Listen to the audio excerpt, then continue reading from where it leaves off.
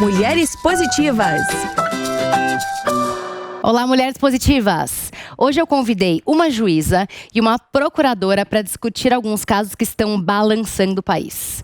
A doutora Ivana Davi, que é juíza do TJSP, 4ª Câmara Criminal, professora e palestrante, e a doutora Ana Zomer, que é procuradora do Estado de São Paulo e criminóloga pela Universidade Estadual de Milão. Sejam muito bem-vindas. Muito obrigada, eu agradeço a confiança e o convite. A honra é toda minha.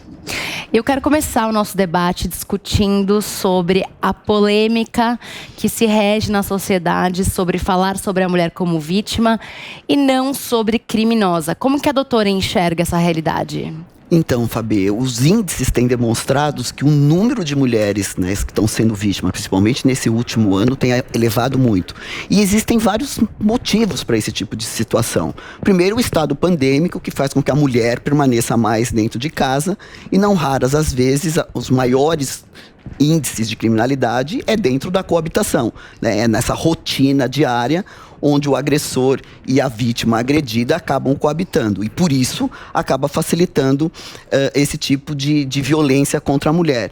E também, né, a gente também tem um outro contraponto, que é o tráfico de entorpecente, que também tem, num primeiro momento, coaptado mulheres, né, como às vezes esposa, convivente de indivíduos já envolvidos no tráfico de entorpecente, e a mulher acaba indo para esse tipo de criminalidade, e se eventualmente a conduta criminosa não der certo, ela acaba sendo mais uma vez aí vítima, acusada de envolvimento em tráfico de entorpecente, sempre porque o seu parceiro acabou arrastando ela para esse tipo de criminalidade. Então a gente vê hoje em dia a mulher em vários pontos acabando se envolvendo com a justiça, não raras às vezes como vítima direta de um tipo de criminalidade, ou às vezes como vítima indireta. E aí ela deixa de ser vítima para ser a protagonista, para ser uma autora de conduta criminosa, respondendo às vezes por crime que acaba sendo responsabilizada a 5, 6 anos de reclusão. Doutora. Oi, Fabi. Tudo bem?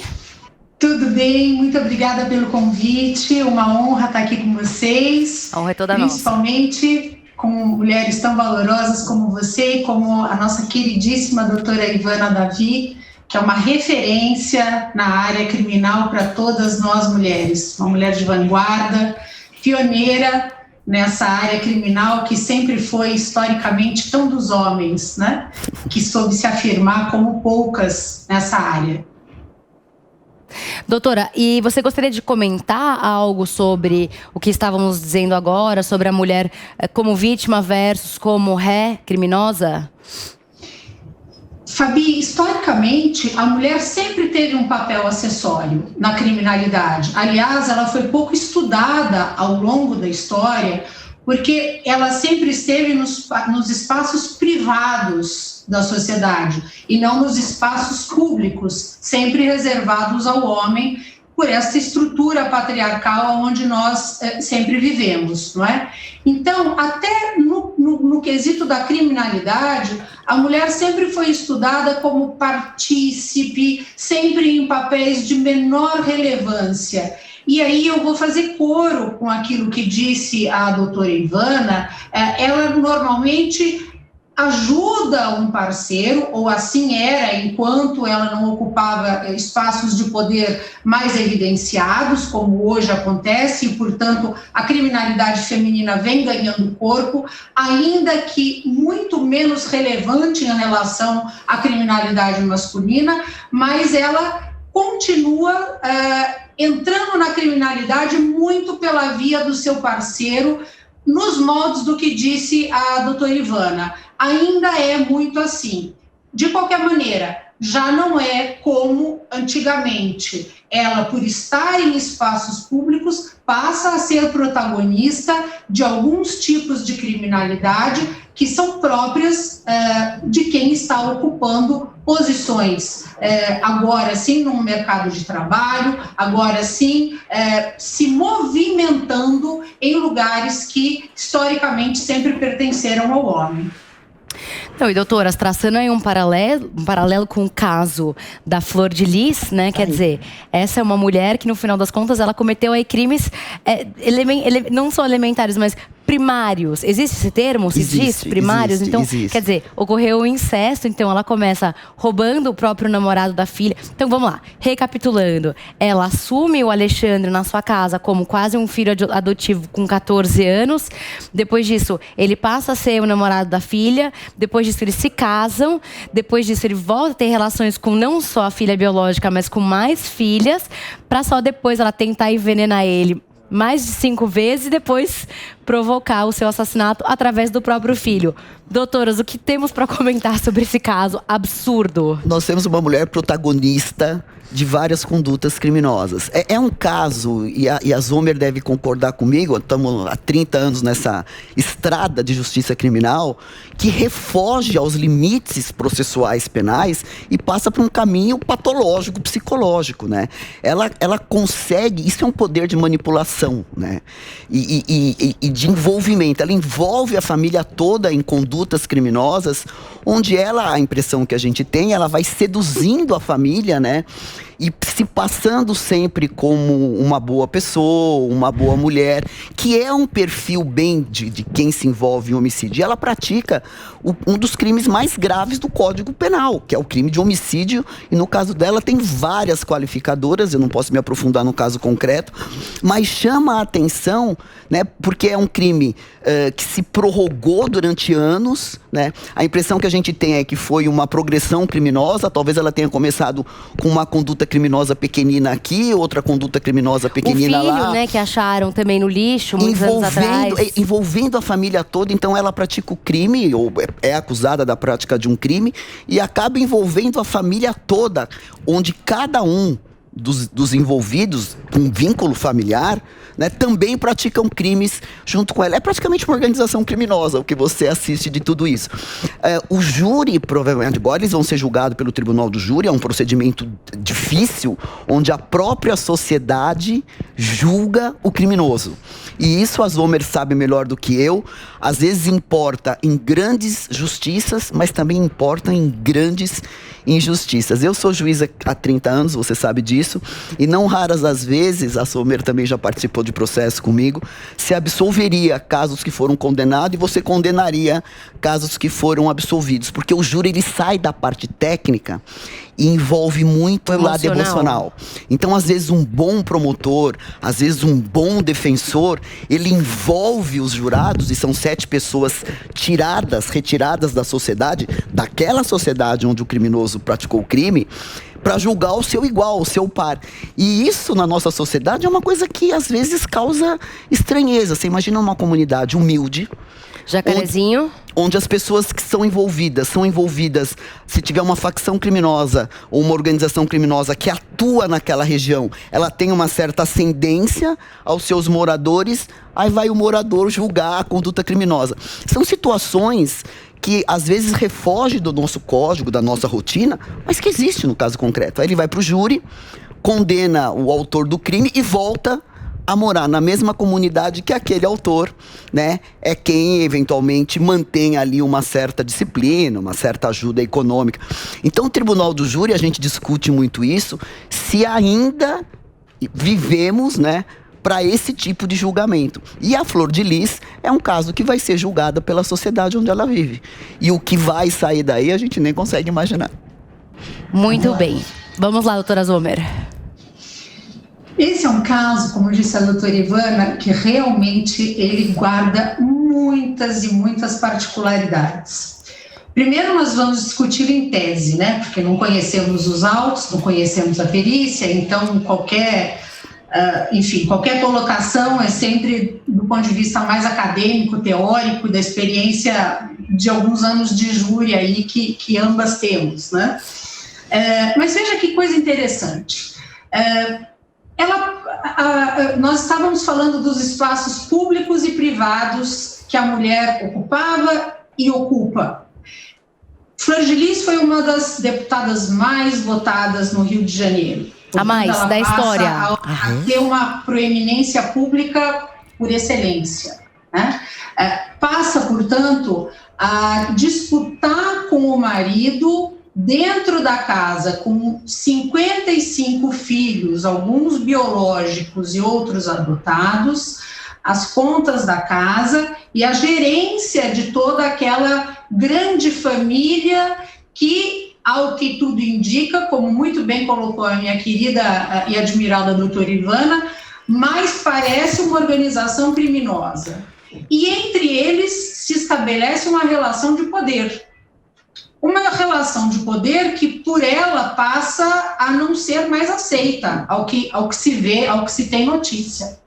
E ela, incomodada com aquela relação de poder, né, e essa é uma disputa tipicamente masculina, ou sempre foi historicamente uma disputa tipicamente masculina, começa um exercício de manipulação em relação aos próprios filhos, o que a mim particularmente choca muito, né? Esse uso dos próprios filhos na morte do pai, né?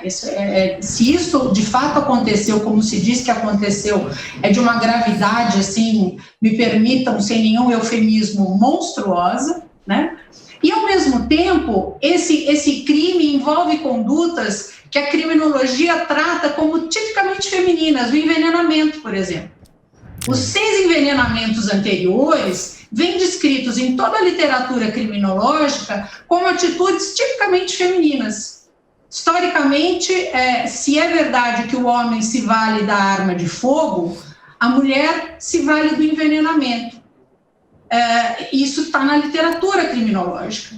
Então, é interessante porque ele tem uma série de meandros que nos fazem pensar realmente, meu Deus do céu, seria esta mulher uma psicopata? E aí eu faço essa ponderação porque nós, seres humanos, temos sempre a tendência de pensar que alguém, quando comete alguma coisa muito diferente do normal e que nos choca muito como pessoa, que fere muito a nossa própria condição de dignidade humana, nós a taxamos de psicopata, de doente, porque isso traça um marco ou uma distinção entre nós e essa pessoa, ou coloca um muro de proteção, melhor dizendo, entre as nossas condutas e a conduta dessa pessoa.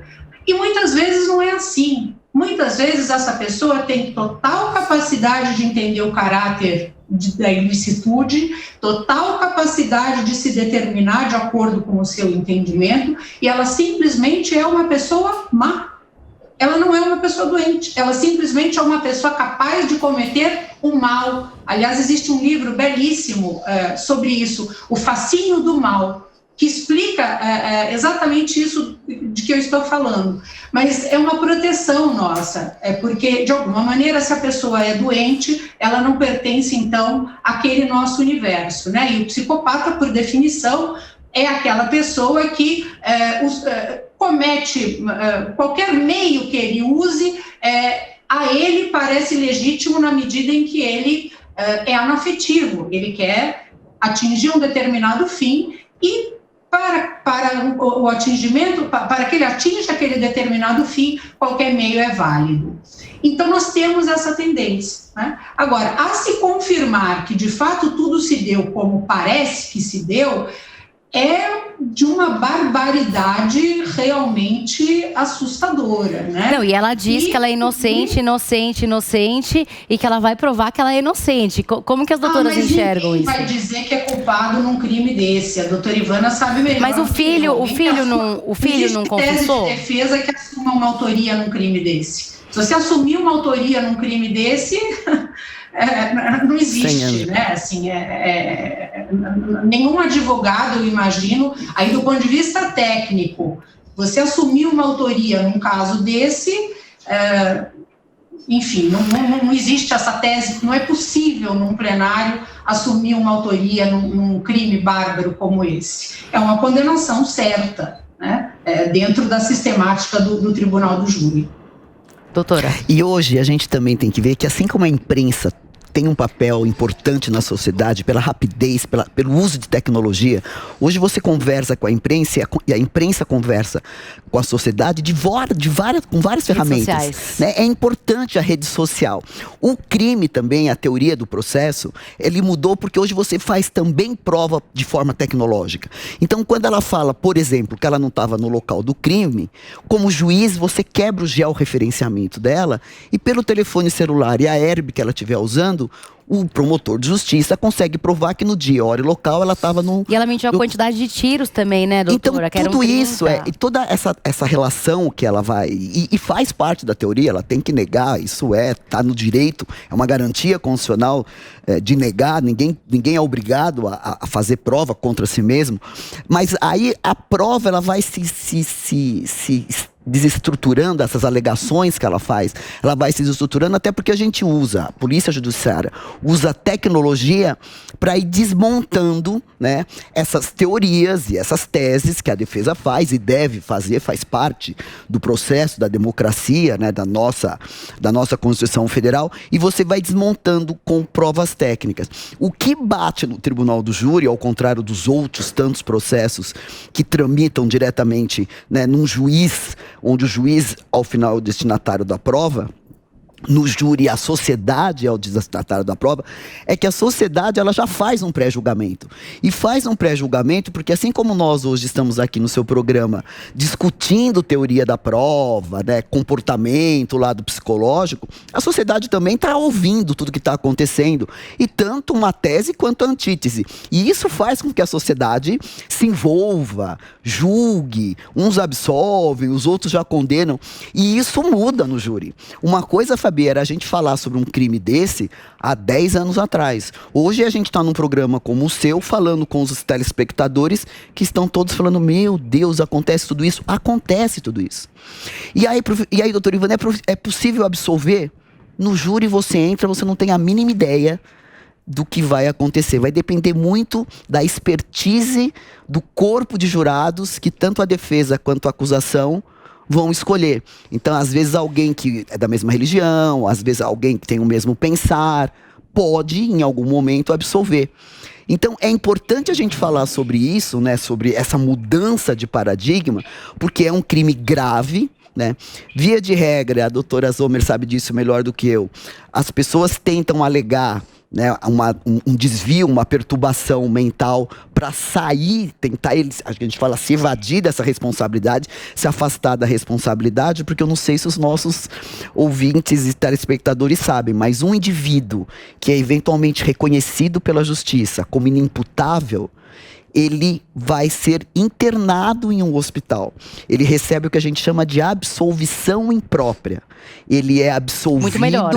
Sim, ele é absolvido e ao invés dele ser preso num sistema, num dos nossos 176 presídios que tem em São Paulo, mais de 200 presídios que tem no país, e ficar lá recluso com toda a sistemática no sistema prisional, ele vai ser internado, né, em um hospital de custódia e tratamento psiquiátrico e dependendo do estado, como é o Rio de Janeiro, por exemplo, não tem esse presídio. Não existe hospital de custódia. Existe uma lei antimanicomial que está excluindo esse tipo. Então, às vezes, o indivíduo é internado numa clínica particular, às expensas da família. Então, a teoria do que sou louco, às vezes, é bem mais benéfica do que ser um são e acabar indo para um sistema prisional e ficar lá cumprindo 150 anos de prisão. Doutora, quer comentar alguma coisa?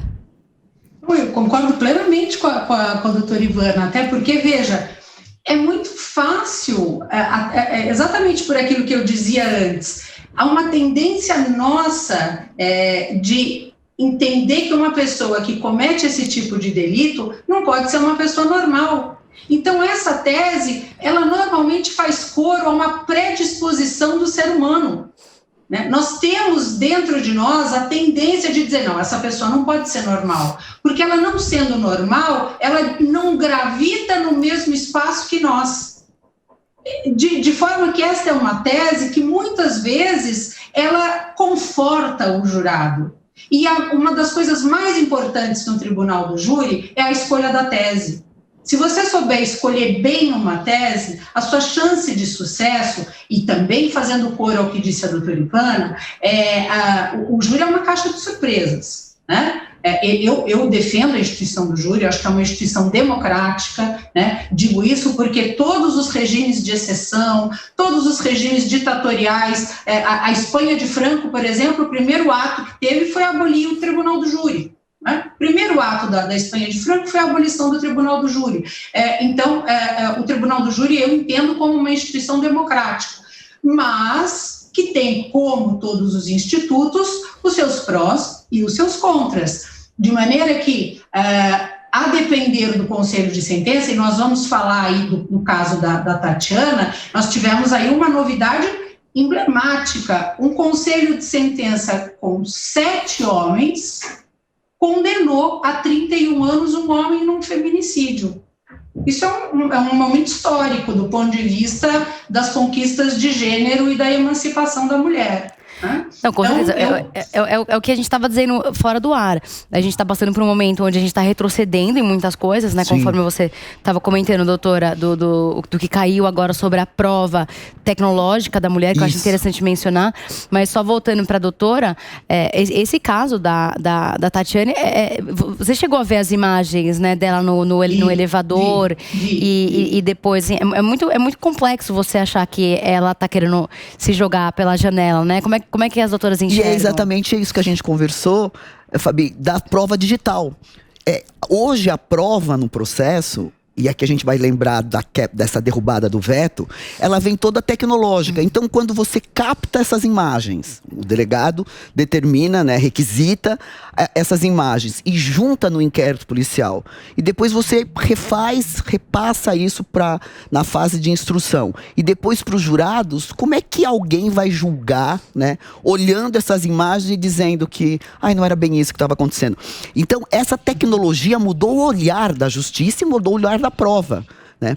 Ao contrário senso hoje, a doutora deve estar acompanhando, e para quem nos ouve também está acompanhando, que a semana passada houve uma derrubada do veto do presidente da República, né? O parlamento derrubou vários vetos que o presidente da República tinha determinado quando da lei anticrime. E um dos vetos que foi derrubado, e eu me importa, como juíza criminal que sou, vai prejudicar muito a colheita da prova, é que uma captação de imagem ou de áudio realizada só por um dos envolvidos, ou pelo agredido, pela vítima, não vai valer mais como processo.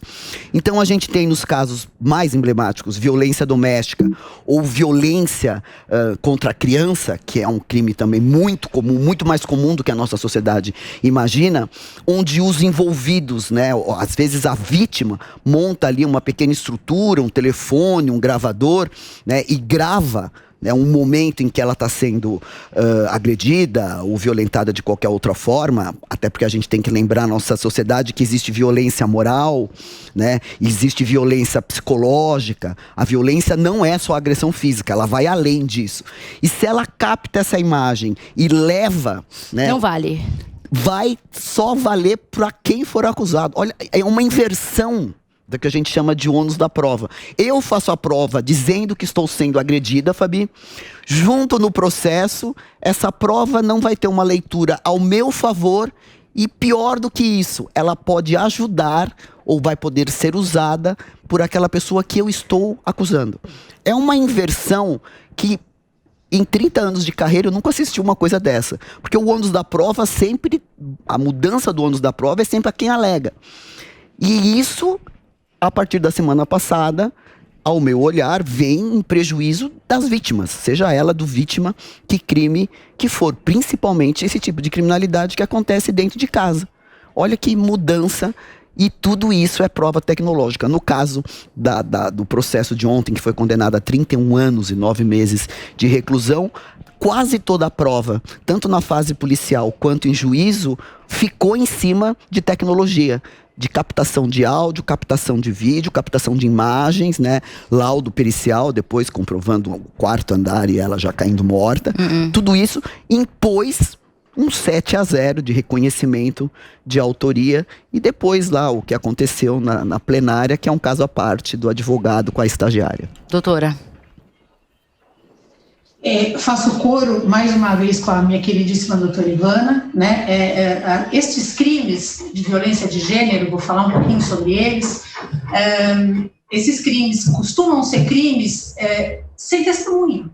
Então, se havia agora tínhamos um aparato tecnológico a favor da vítima, perdemos essa ferramenta que é fundamental, não é? E assim, veja, o que é mais importante nesse crime, e esse já tem uma solução, então podemos falar abertamente sobre ele, né? Primeiro, assim, um avanço civilizatório, no meu ponto de vista, 7 homens condenarem um homem num sistema patriarcal historicamente estruturado, sim, não é? Onde sempre houve uma proteção, né, do homem pelo homem em detrimento da mulher. Então eu vejo isso assim como uma grande conquista da luta pela igualdade de gênero. Quero assim pontuar que é muito importante dizer que aqueles que dizem que o feminismo é uma luta em que as mulheres querem superar os homens, o fazem por absoluta ignorância, e ignorância no sentido de ignorar, de não saber o que significa. O feminismo é uma coisa, o feminismo é uma coisa completamente diferente. O feminismo está para o machismo. Um pressupõe a igualdade, a superioridade da mulher sobre o homem, que é o feminismo, assim como o machismo pressupõe a igualdade do homem sobre a mulher. O feminismo pressupõe a igualdade de direitos entre ambos, e não a superioridade. A igualdade de direitos, onde isso é biologicamente possível, por óbvio, né? Nós não vamos querer ter igualdade de direitos, vamos dizer, no caso de amamentação. Fica um pouco difícil, por razões que prescindem de qualquer explicação.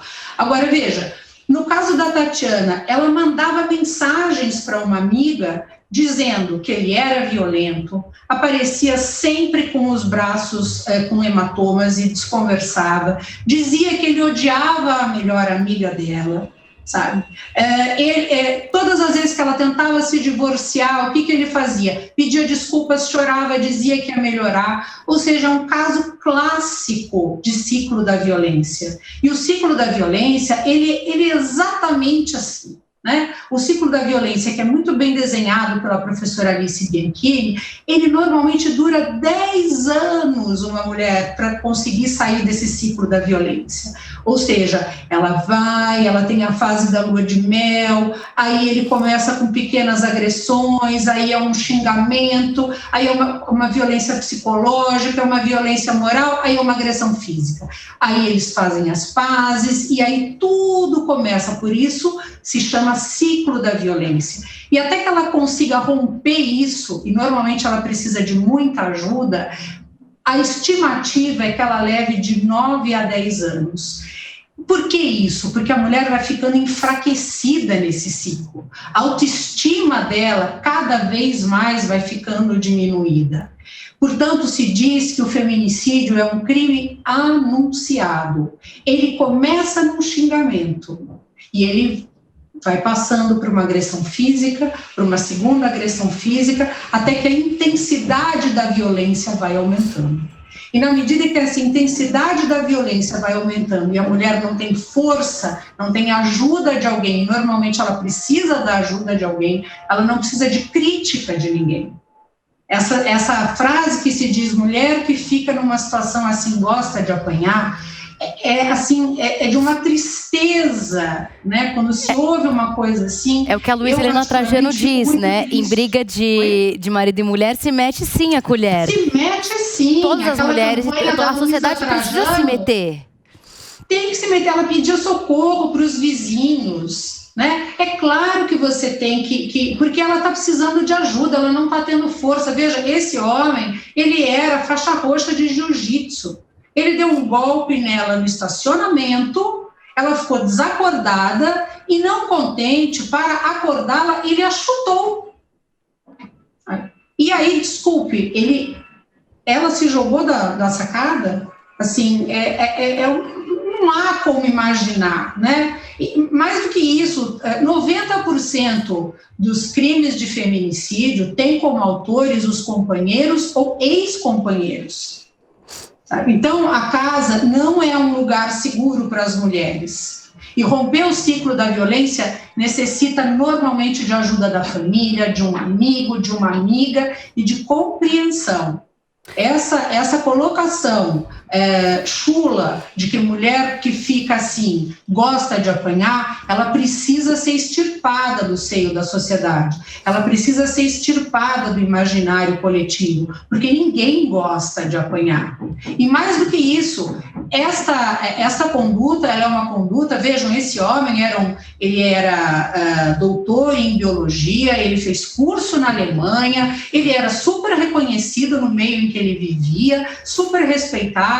Então, o agressor de mulher, ele pode ser qualquer um. Ele pode ser o homem mais respeitado na sua profissão, não existe um estereótipo, não existe um tipo físico, esta não é parafraseando Lombroso, né? Ele não tem um tipo, ele não tem uma imagem particular, né? Ele pode ser qualquer um. Ele pode ser a pessoa mais insuspeita do mundo fora de casa e dentro de casa fazer exatamente tudo que ele fez. Então, assim, para não falar daquele espetáculo, como bem disse a minha querida doutora Ivana, que aconteceu no Tribunal do Júri, que, enfim, eu acho que você vai querer abordar isso também, né, Vou, Fabi? mas eu vou, doutora, mas o problema é que a gente não tem mais tempo. Então a gente vai ter que marcar uma outra conversa pra gente discutir só essa cena horrorosa, que o Brasil inteiro tá chocado. Só que antes de acabar nosso programa, a gente sempre acaba com 3 perguntas. Uma dica de um livro, um filme e uma mulher que vocês admiram, e não pode ser a mãe de vocês. Tem que ser uma mulher que quem tá ouvindo e assistindo possa pesquisar. Eu imagino que a doutora Ivana vai querer recomendar os seus próprios livros, né, que ela trouxe aqui muito gentilmente para nós. Vamos conversar com você então, doutora. Os livros nossos estão aí, são livros que nós escrevemos junto com delegados de polícia, então é uma obra coletiva, ambas, uma falando sobre fake news, né, que a nossa sociedade tem que ficar atenta à notícia e ficar atenta àquela notícia que desvia a sociedade da verdade, né? A gente está num veículo de imprensa como é a Jovem Pan, historicamente faz parte da nossa vida, e toda a imprensa ela se importa em passar a verdade para a sociedade, né? E a gente tem que tomar cuidado porque fake news hoje é crime. E o outro também é uma obra coletiva falando sobre violência contra a mulher. Então são olhares de delegadas de polícia que trabalham com a matéria e ficam lá no plantão, tanto nas DDMs, que são as delegacias de mulher, quanto em delegacias comuns. Na sua cidade, se não tiver uma DDM, você pode socorrer a uma delegacia comum, pode socorrer ao Ministério Público, pode socorrer a Defensoria Pública. O que a nossa sociedade tem que saber é que o agressor sempre dá sinal. O crime de violência contra a mulher, o seu agressor, ele sempre dá sinal. A mulher tem que perceber que começa exatamente, às vezes, com aquela comparação maldosa com a roupa que não combina e termina ele te matando. A mulher, às vezes, envolvida por emoção, às vezes se sabota, não estava num dia bom, vai criando algumas desculpas que só ela acredita e, via de regra, acaba vítima de um crime de homicídio. E essa obra ela fala sobre isso, né? Sobre condutas, sobre atitudes que as mulheres têm que ter assim que perceberem, né, o primeiro sinal de violência, se socorram. A lei tem medidas protetivas em que a mulher, né, pode se socorrer. E hoje, numa mudança de lei que eu trabalhei intensamente, o delegado de polícia tem essa atribuição de já na delegacia, né, determinar ali um cumprimento de uma medida protetiva que depois será ratificada ou não pelo juiz. É mais ou menos isso a nossa leitura. Filme, ai, Fabi, eu adoro guerra. Eu estudo arte da guerra. É uma das paixões da minha vida, é estudar guerra. Até porque trabalho com crime organizado e eu acho que tem, no fundo, a ver. E eu sou uma seguidora de Game of Thrones, obviamente, né? E é um filme que eu adoro e que tem um olhar, né, para quem gosta da saga de superação o tempo inteiro, né? O Game of Thrones é trash, as pessoas têm que ter um bom estômago para aguentar, mas ele tem uma história, né, de superação, né, de mulheres rainhas, de homens reis, né? O Rei do Norte lá. E é um filme que eu adoro, mas são mulheres que têm um olhar um pouco menos romântico, talvez, da vida. Doutora, temos muito pouco tempo, então, por favor, um livro, filme e uma mulher. Bom, eu tive a oportunidade de escrever 2 livros, um Autores de Homicídio e Distúrbios de Personalidade e o outro Prevenção da Criminalidade, Análise de Políticas Extrapenais. Mas não são esses que eu vou indicar. Eu vou indicar o Diário de Frida Kahlo, que fala da vida dela, que é uma história de superação lindíssima. Tá? O outro filme que eu vou indicar, que também é uma história de superação de mulheres, eu estou muito voltada para esse tema agora, que é a história de Madame J. Walker. Para quem não assistiu, é um filme belíssimo, uma história de uma mulher empreendedora sensacional, vale a pena assistir, eu assisti muito recentemente. E mulheres, eu vou me permitir falar de 2, Fabi. Por favor. Uma primeira que a doutora Ivana conhece, que é uma irmã que a vida me deu, uma grande magistrada, uma mulher sensacional, guerreira, aguerrida, um exemplo de mulher em todos os setores, que é a doutora Lígia Bisogni, que você vai ter a oportunidade de conhecer, Fabi. Vou amar. Será um prazer. Uma das grandes mulheres que eu tenho a oportunidade de conhecer e a honra de conviver. E a outra é, mais uma vez, a minha querida doutora Ivana. Maravilhosa! Ganho a carreira. Vale. Eu sei, não, vale sim. Vale sim. Eu que trabalhei na área criminal, sei o quanto é difícil se afirmar com respeito nessa área que é historicamente de homens. E hoje a doutora Ivana é um paradigma dentro dessa área, respeitadíssima, uma mulher de uma cultura, uma mulher de uma atuação brilhante e linda, como todos nós estamos vendo. Eu quero as duas doutoras aqui comigo. E em breve, para a gente poder discutir mais casos. Quero agradecer a vocês duas. Muito obrigada, doutoras. Um prazer enorme, uma honra. E não se esqueça que a entrevista completa com as doutoras Ivana Davi e Ana Zomer fica disponível gratuitamente no aplicativo Panflix para você ver e rever a hora que você quiser. Se você ainda não baixou, corre já para a sua loja de aplicativos e faça o download. E até semana que vem com mais uma Mulher Positiva.